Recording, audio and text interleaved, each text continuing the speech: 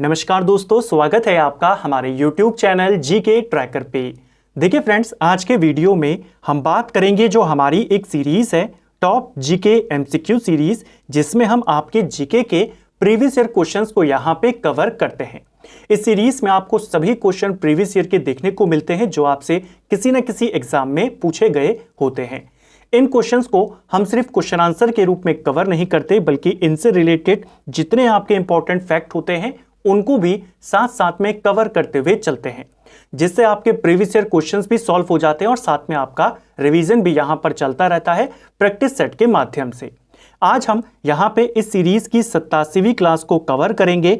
अगर आपने इससे पहले की क्लासेस को नहीं देखा है, आप उनको प्लेलिस्ट में जाके देख सकते हैं। तो चलिए दोस्तों, आज की क्लास को शुरू करते हैं। आज का हमारा पहला क्वेश्चन है, चोल अभिलेखों के अनुसार जैन संस्थानों को दान में दी जाने वाली भूमि को क्या कहा जाता था। सिंपल सा क्वेश्चन कि चोल काल में जो भूमि जैन संस्थानों को दान में दी जाती थी उसे क्या कहते थे। उस भूमि को पल्ली चंदम कहा जाता था। ऑप्शन बी सही आंसर हो जाएगा। कई बार ये क्वेश्चन पेपर में पूछा गया है चोल काल के शासन प्रशासन को लेकर के, चोल काल में भूमि को लेकर के। तो वह भूमि जो जैन संस्थानों को दी जाती थी उसे पल्ली चंदम कहा जाता था। कुछ इंपॉर्टेंट भूमि के प्रकार हैं चोल काल के जो आपको ध्यान रखना है। जैसे एक भूमि होती थी ब्रह्मदय, ब्राह्मणों को जो भूमि उपहार में दी जाती थी, दान में दी जाती थी, उसे कहा जाता था ब्रह्मदय। दूसरा प्रकार है भूमि का देवदान, मंदिरों को जो भूमि उपहार में दी जाती थी, दान में दी जाती थी, उसे देवदान कहा जाता था। तीसरा है शाला भोग, किसी विद्यालय के रख रखाव के लिए जो भूमि दी जाती थी, किसी विद्यालय को जो दान में दी जाती थी, उसको कहा जाता था शाला भोग। इसी प्रकार है वेल्लन वगाई, जो भूमि गैर ब्राह्मणों को दी जाती थी उसे वेल्लन वगाई कहा जाता था। जैसे जैन संस्थानों को यहां पर पल्ली चंदम दिया जाता है, उसी प्रकार ब्राह्मणों को ब्रह्मदय और गैर ब्राह्मणों को वेल्लन वगाई। ठीक है, यह भी भूमि का प्रकार है। और लास्ट में पल्ली चंदम जैन संस्थानों को दान में दी गई भूमि। तो ये चोल काल में भूमि के अलग अलग प्रकार, कौन सी भूमि किसको दी जाती थी, पेपर में पूछा जाता है। एक और चीज याद कर लेना, यहीं पर नोट कर लेना, चोल काल में जो भूमि माप की इकाई होती थी उसे वेली कहा जाता था। इस चीज को भी नोट कर लेना। ठीक है, नेक्स्ट है, विशाख दत्त द्वारा रचित मुद्रा राक्षस कौन सी भाषा में लिखी गई है। काफी फेमस किताब है मुद्रा राक्षस, कई बार आई है पेपर में। इसके रचयिता कौन है? विशाख दत्त इसके रचयिता हैं। यह किताब मौर्य काल से संबंधित है। चंद्रगुप्त मौर्य के बारे में विस्तृत जानकारी हमें इस किताब से मिलती है। ठीक है, हालांकि इस किताब को इन्होंने 4वीं और 5वीं सदी के बीच में लिखा था। इस किताब को विशाख दत्त ने संस्कृत में लिखा था। ऑप्शन सी सही आंसर हो जाएगा। इसको आपने ध्यान रखना है। ठीक है, इसका हिंदी में अनुवाद किसने किया? इसका हिंदी में अनुवाद भारतेंदु हरिश्चंद्र के द्वारा किया गया। इस किताब में चंद्रगुप्त मौर्य को वृषल कहा गया है, कुलहीन कहा गया है। यह क्वेश्चन भी पेपर में आता है, कौन सी पुस्तक में चंद्रगुप्त मौर्य को कुलहीन कहा गया है? मुद्रा राक्षस। और कहा किसने है? विशाख दत्त ने। ठीक है, नेक्स्ट है, निम्नलिखित में से किस शासक के शासन काल में भारत का पहला मुद्रा रुपया मुद्रित हुआ था। यानी जो इंडिया की करेंसी है रुपया, रुपया नामक सिक्का सबसे पहले किसने जारी किया था? सिंपल सा क्वेश्चन आपका यहां पर यह है। तो रुपया नामक सिक्का सबसे पहले भारत में शेर शाह सूरी ने जारी किया था। ऑप्शन बी सही आंसर हो जाएगा। चांदी का यह सिक्का होता था, आप जानते हैं, जो शेर शाह सूरी था इसने विशुद्ध चांदी और तांबे के सिक्कों को यहां पर जारी किया था। जो चांदी का सिक्का होता था उसे रुपया कहा जाता था और जो तांबे का होता था उसे दाम कहा जाता था। क्वेश्चन आता है शेर शाह सूरी के द्वारा जारी किया गया चांदी के सिक्के का नाम बताइए, तो वो होता था रुपया। तांबे के सिक्के का नाम बताइए, उसे दाम कहा जाता था। शेर शाह सूरी पहला शासक है जिसने रुपया नामक सिक्का यहां पर जारी किया। और ये किसका बना होता था? चांदी का बना होता था। इसका वजन लगभग 178 ग्रेन होता था। यानी अगर हम ग्राम में बात करें तो 10 से 11 ग्राम के बीच इसका वजन होता था। ठीक है, नेक्स्ट है, भारतीय संविधान अपने नागरिकों को कौन सी समानता का वचन देता है। कुछ दिन पहले ही हमने भारतीय संविधान और उसकी प्रस्तावना से संबंधित सभी महत्वपूर्ण तथ्यों को कवर किया था। उसमें हमने देखा था जो हमारे संविधान की प्रस्तावना है उसमें 3 प्रकार के न्याय, 5 प्रकार की स्वतंत्रता और 2 प्रकार की समानता का उल्लेख किया गया है। तो आपसे वही क्वेश्चन पूछा है कि कौन सी समानता है। तो हमारे संविधान में दो समानता का उल्लेख है, प्रतिष्ठा और अवसर की समानता। ऑप्शन सी यहां पे सही आंसर हो जाएगा। हमारा संविधान नागरिकों को 3 प्रकार के न्याय यहां पर देता है, जिसमें आपका सामाजिक न्याय, आर्थिक न्याय और राजनीतिक न्याय शामिल हैं। 5 प्रकार की स्वतंत्रता देता है, जिसमें विचार, अभिव्यक्ति, विश्वास, धर्म और उपासना की स्वतंत्रता शामिल है। और 2 प्रकार की समानता का यहां पर वादा करता है, प्रतिष्ठा और अवसर की समानता। ये क्वेश्चन भी पेपर में आ चुका है। ठीक है, नेक्स्ट है 1946 में निर्मित अंतरिम सरकार में कार्यपालिका परिषद के उपसभापति कौन थे? तो देखिए, भारत की जो पहली अंतरिम सरकार बनी थी वो 1946 में बनी थी, और इसमें जो कार्यपालिका परिषद होती थी, इसका जो अध्यक्ष होता था या जो सभापति होता था उस समय, क्योंकि 1946 की बात है, तो उस समय कौन होता था? अध्यक्ष वाइसरॉय होता था। यहां पर उपसभापति पूछा है, उपसभापति जवाहरलाल नेहरू यहां पर बने थे। ऑप्शन बी सही आंसर हो जाएगा। कुछ इंपॉर्टेंट फैक्ट्स हैं यहां पर, इसको लेकर के कुछ इंपॉर्टेंट डेट्स हैं, उनको कवर करते हैं। आपके A to Z सारे कॉन्सेप्ट, सारे कंफ्यूजन क्लियर हो जाएंगे। देखिए, पहली इंपॉर्टेंट डेट है 22 जुलाई 1946। 22 जुलाई 1946 को वाइसरॉय ने अंतरिम सरकार संबंधी प्रस्ताव कांग्रेस और मुस्लिम लीग के सामने रखा। यानी अंग्रेजों ने, वाइसरॉय उस समय कौन था? वेवेल उस समय वाइसरॉय था। तो वाइसरॉय ने अंतरिम सरकार का प्रस्ताव कब रखा? कांग्रेस और लीग के सामने 22 जुलाई को। एक महीने बाद 24 अगस्त को 1946 में नेहरू के नेतृत्व में भारत की पहली अंतरिम सरकार के गठन की घोषणा कर दी गई। तो घोषणा कब करी गई है? 24 अगस्त को। अंतरिम सरकार का गठन कब हुआ? अंतरिम सरकार का गठन 2 सितंबर 1946 को किया गया। शुरुआत में मुस्लिम लीग इसमें शामिल नहीं होती है, कांग्रेस के नेतृत्व में यहां पर यह सरकार बनी थी। ये क्वेश्चन डेट बहुत बार पेपर में आती है कि घोषणा कब करी गई और अंतरिम सरकार का गठन कब किया गया। इस अंतरिम सरकार में कौन क्या था? यह क्वेश्चन बहुत बार आया और वही क्वेश्चन आपको यहां पर ऊपर पूछा गया है। जो जवाहरलाल नेहरू थे, कार्यकारिणी परिषद के उपाध्यक्ष बनाए गए थे। उपाध्यक्ष यानी उपसभापति बनाए गए थे, और यही तो आपसे पूछा गया है कि उपसभापति कौन था। कार्यकारिणी परिषद का सभापति कौन होगा? वाइसरॉय होगा। उपसभापति या उपाध्यक्ष नेहरू बने थे। इसके अलावा विदेश मामले के मंत्री और राष्ट्रमंडल से संबंधित विभाग के प्रमुख भी कौन थे? जवाहरलाल नेहरू। जब स्वतंत्र भारत का मंत्रिमंडल बना तो ये बन गए थे भारत के प्रधानमंत्री। ठीक है, सरदार पटेल की बात करें तो इनको गृह विभाग दिया गया था, सूचना एवं प्रसारण मंत्री बने थे, और रियासतों से संबंधित ये मंत्री बने थे। ठीक है, बलदेव सिंह ये अंतरिम मंत्रिमंडल में रक्षा मंत्री बने। जॉन मथाई उद्योग एवं आपूर्ति विभाग के मंत्री बने। सी राजगोपालाचारी अंतरिम सरकार में शिक्षा विभाग के प्रमुख बने थे, यानी शिक्षा मंत्री बने थे। जो CH भाभा थे, इनको कार्य एवं खान बंदरगाह मंत्री बनाया गया। डॉक्टर राजेंद्र प्रसाद खाद्य एवं कृषि विभाग इनके पास था। आसफ अली को रेल विभाग, जगजीवन राम को श्रम विभाग दिया गया था अंतरिम सरकार में। और आपसे पूछा गया था कार्यपालिका परिषद का उपसभापति कौन था? तो सबसे ऊपर हमने देखा जवाहरलाल नेहरू। शुरुआत में जब 2 सितंबर 1946 को इसका गठन किया गया अंतरिम सरकार का, तो जैसा मैंने कहा मुस्लिम लीग उसमें शामिल नहीं हुई थी। मुस्लिम लीग अंतरिम सरकार में शामिल होती है 26 अक्टूबर 1946 को।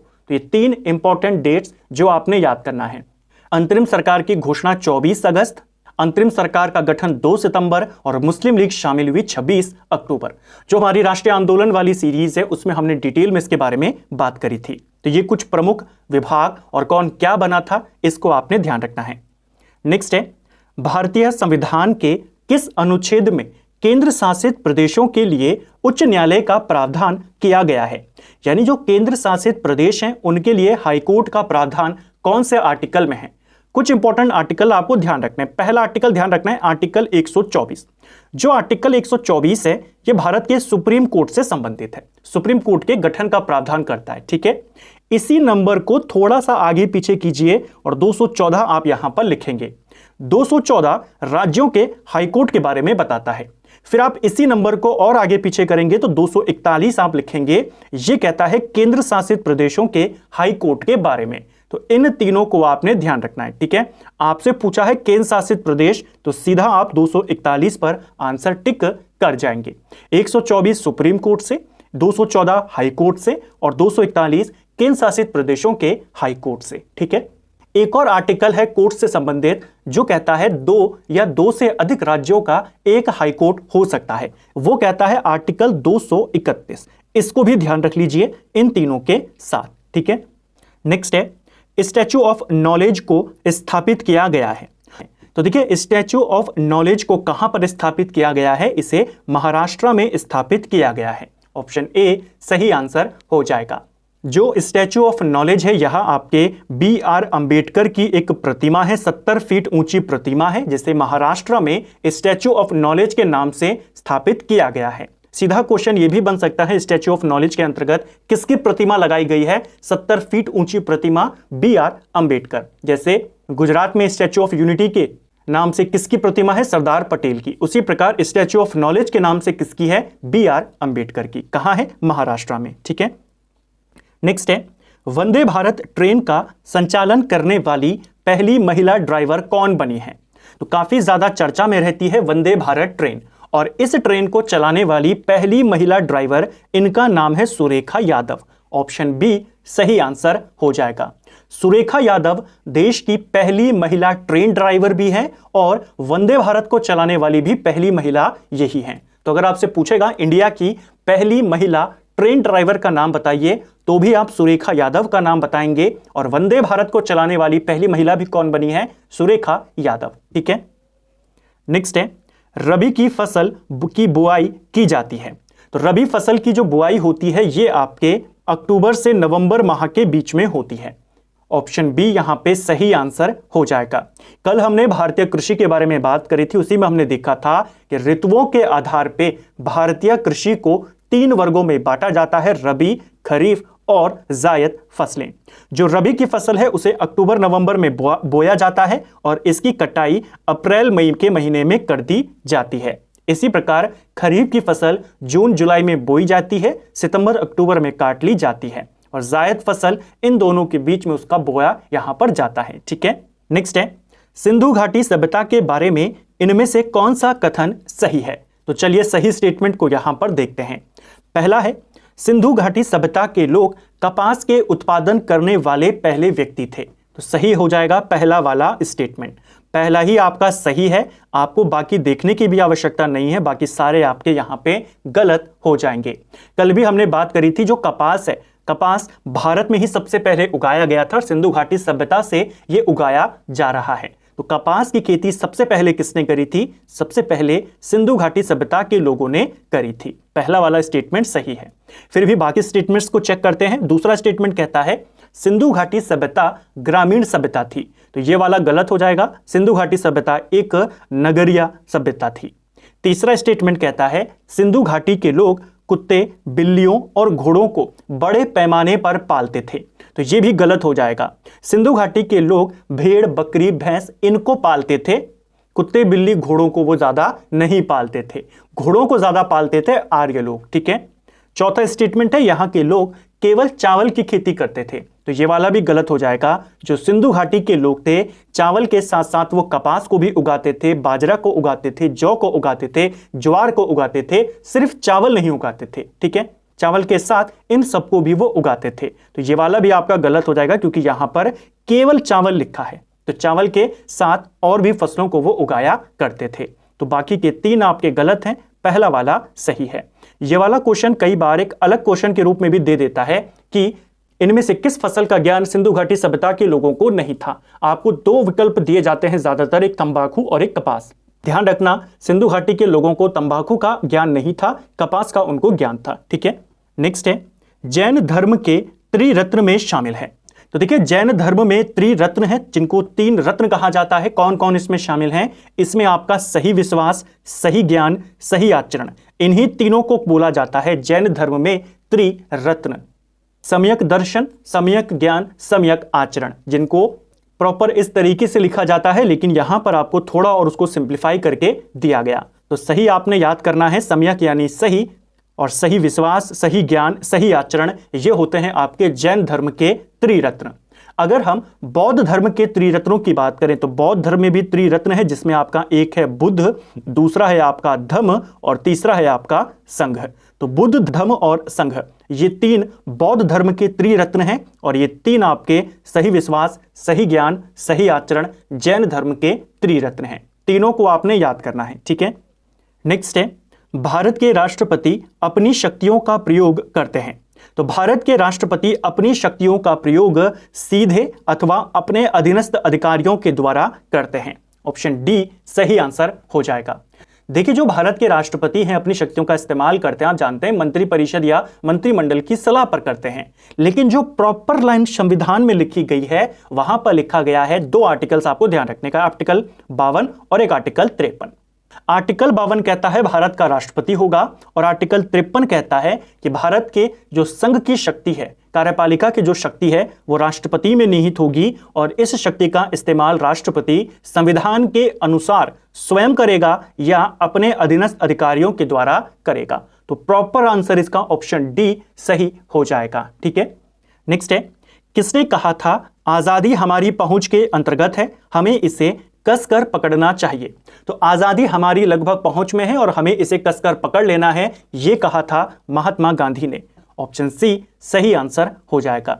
भारत छोड़ो आंदोलन के दौरान महात्मा गांधी ने यह स्टेटमेंट दिया था। इसी दौरान महात्मा गांधी ने करो या मरो का नारा भी दिया था। दोनों बातें आपने ध्यान रखनी है। भारत छोड़ो आंदोलन को अगस्त क्रांति के नाम से भी जाना जाता है। 8-9 अगस्त 1942 को इसकी शुरुआत होती है, ठीक है। नेक्स्ट है, निम्नलिखित में से किस पुरा स्थल से पाषाण संस्कृति से लेकर हड़प्पा सभ्यता तक सांस्कृतिक अवशेष प्राप्त हुए हैं? तो इनमें से कौन सा ऐसा पुरा स्थल है जहां से हमें पाषाण स्थल के भी, जो पाषाण काल है उसके भी साक्ष्य मिले हैं और हड़प्पा सभ्यता के भी साक्ष्य मिले हैं? ऐसा स्थल है आपका मेहरगढ़।